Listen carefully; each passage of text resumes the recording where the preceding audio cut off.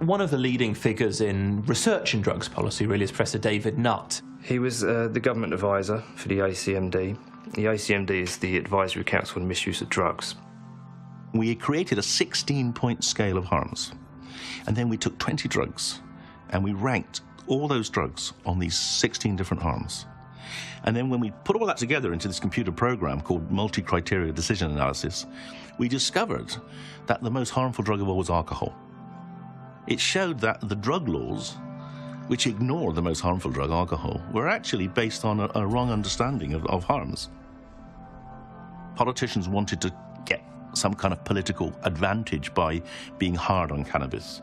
And our study said, well, hang on, cannabis is much, much less harmful than alcohol. And I thought I was going to be encouraged to tell the scientific truth. And then suddenly one afternoon I got a phone call saying, effectively, you've got to resign. And I said, why? And he said, because you're giving mixed messages. You know, we got to have a line. Cannabis is bad, alcohol is good. When we say we want you to resign, it means you're sacked. So I was sacked. Professor Nutt's dismissal came after he dared to suggest drugs like cannabis and ecstasy are less harmful than alcohol and tobacco. It was a very interesting experience, because here you spent 10 years of your life doing what you know is right, and what you know, if that was accepted by government, by policymakers, would be better for society. And then for simple political reasons, you get humiliated publicly. After an angry exchange on Sky News yesterday, Alan Johnson reiterated his argument in a letter to The Guardian today. Professor Nutt was not sacked for his views, which I respect but disagree with. He was asked to go because he cannot be both a government advisor and a campaigner against government policy. But it kind of backfired on the government, because his sacking attracted an enormous amount of media attention. Suddenly, the debate wasn't just about whether this expert committee had got it right about drugs. It was a whole debate about the role of science in policymaking. This brings us to an interesting question. If evidence doesn't play the role we think it does in policymaking, then what does? Turns out there's this thing called lobbying. And just what is lobbying? Lobbying is supposed to be simply getting access to the politicians and making your case, so the American people can lobby just as much as a special interest could. It's supposed to work like that, and the politician then ponders it and says, oh, well, you both made an interesting case, but I'm going to go with this side or that side. Now, that's not what it is at all. Okay, the reality of what it has become is two sides come in with two checks.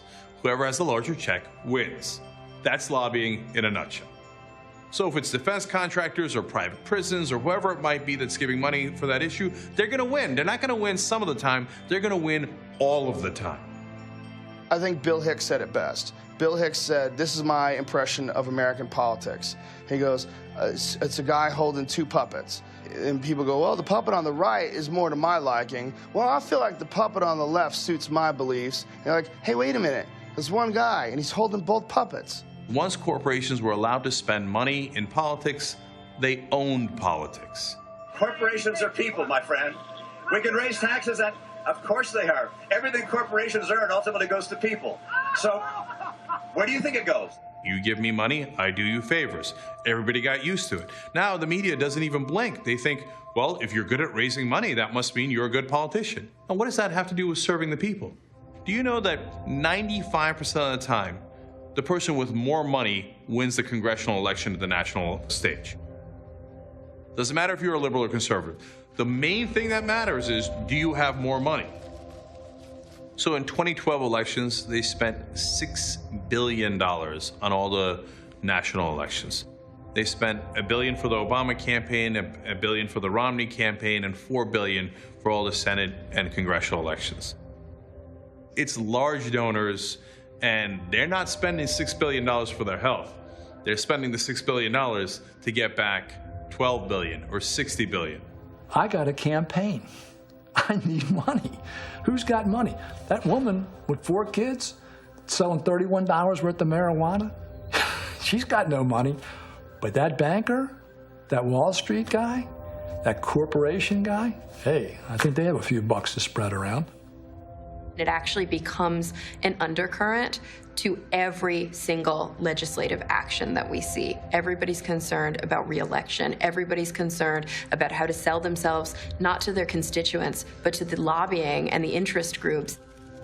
It fucks up the framework and the groundwork for the world that we operate in.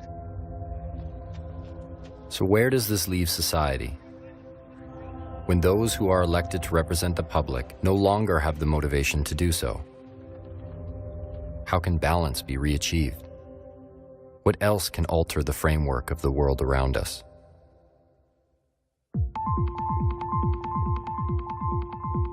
If you think in terms of our communication environment, the advent of the net represented a tremendous inflection point.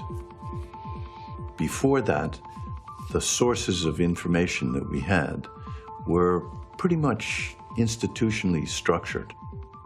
That very strong filter is breaking down, and that's giving people around the world the chance to think for themselves. I have a real bug about this. Nobody respects books anymore. Books going out the window and everyone's reading on these bloody screens. Yeah. It's just so easy to Google stuff and everyone's just like, oh, let's check Google. No! It's a real big, bugbear for me. It really annoys me. Where do you get most of your news from today? I think the internet, actually. Suddenly it's a different world. The folk that control big media now no longer control the whole of that media environment. We're not reliant, say, in England on the Daily Telegraphs and the fear that politicians have over 2 or 3 publications. Blogs have become the media. There really is a public debate. This is like the public forum of Athens or Rome. It's the freedom to do what you want. Can't nobody tell you what you can and can't do on the internet. You can do what the hell you want to do when you want to do it. You may connect with somebody in another country who may have some information to really enlighten the world. Because we don't know it all in America. We only know half the story. I was, closed-minded. I was just thinking about California and the lifestyle I grew up in. In Alice in Wonderland, it said something like this: how do I know what I think until I hear what I have to say? On the internet, you can actually express yourself out loud. You can add new dimension to thinking. And for the first time, if you have an opinion, you can go out there and express it. And if you have the ability to promote it, you can get attention for it. Post it, and before you know it, 1 million people can be following you, talking with you, and respecting your views. Or they could be talking bad about your views. All of a sudden, issues that would not have been discussed before are being discussed. There's these little communities based on ideas and thoughts that are building, and then those ideas turn into other ideas and other programming, and it's weird if you were to look at it like on a chart or on a graph. In terms of the war on drugs, the internet has been phenomenal. There was a great thirst for the truth, and so anytime that truth leaked out on the internet, people would just jump on it. Oh, marijuana has medicinal benefits? Oh, wow, Richard Nixon already had the report that said that marijuana wasn't bad for you?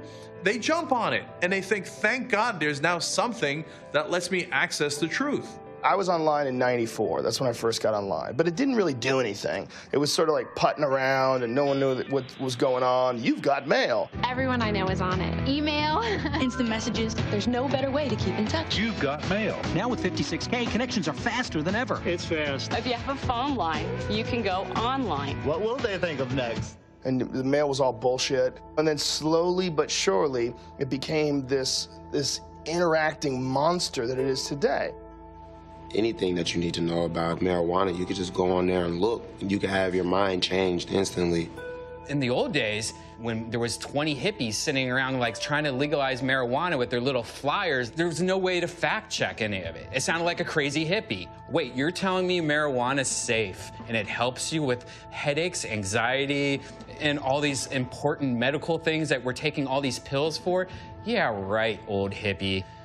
But nowadays, these hippies are online, and they have proof and facts, and for once, we're like, wow, that's not a crazy hippie, that's a smart hippie.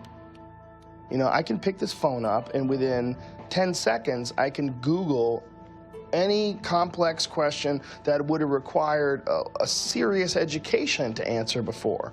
It's become so commonplace that we don't realize how fucking completely insane it is. It's a culture-changing reality shift. People like me who had to read about things in an encyclopedia and actually go to a library and take out books on things, I'm a fucking dinosaur. The young kids that are coming up today, from the jump, have had the internet. They don't know what the world is like without the internet. The internet is beginning to shake things up in politics, but the old momentum is clinging stubbornly, irritatingly, and disturbingly. With the recent NSA leak, I think that you see a very specific example of politicians trying to destroy freedom of expression and freedom of speech. Collecting data on people and spying on people is a form of intimidation. If you know that the government is watching what you're doing, and you know that the government is monitoring what you are saying and what you are advocating for, you are less likely to be politically active. You are more likely to be intimidated by power. They're using that as a way to tell us to shut the fuck up. The West fought for 500 years to acquire these basic rights, and just to hand them away thoughtlessly means that we have to fight again for hundreds of years to get them back. It's very hard to acquire basic human rights. It's very easy to give them up. The establishment is scared to death of the internet because that's the one thing they can't control. So they figured out a way to control our politicians through donations. They figured out how to control TV through the advertising. But the internet is the wild, wild west, and they can't grab it. And no matter how much they try to plug all the holes in, the truth seems to get out one way or another anyway. It's basically the whole world sharing with one another. And the one thing that we're sharing that's really doing them damage is the truth. The trend, if you pay attention to it, clearly is the dissolving of boundaries between people and ideas and information. And it's all going to come to a head.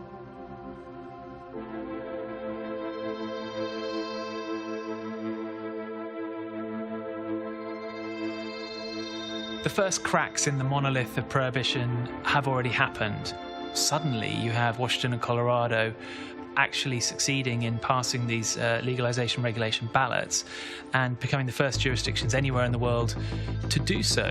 What's happening in the United States is that the entire underpinnings of the war on drugs are being pulled away by the population of the United States itself. Washington State and Colorado that make it legal. And they're like, look, man, it's fucking legal here, period. It's not medically legal, it's legal. And the DEA's like, whoa, you better not. Like, what do you mean we better not? Come on, what is our fucking voting system for if a piece of legislation that the people want gets up there and you're still going out of your way not to recognize it? How could you ask people to believe in the process if you won't respect the vote? You can't ask people to vote. They won't want to. That's all that's going to have to happen to tear it all apart is more states just say, you know what, we're going to legalize. They become a force that can stand up to the status quo. It's then you start to take what is yours instead of waiting for the corporations and the government to give you what they think you deserve.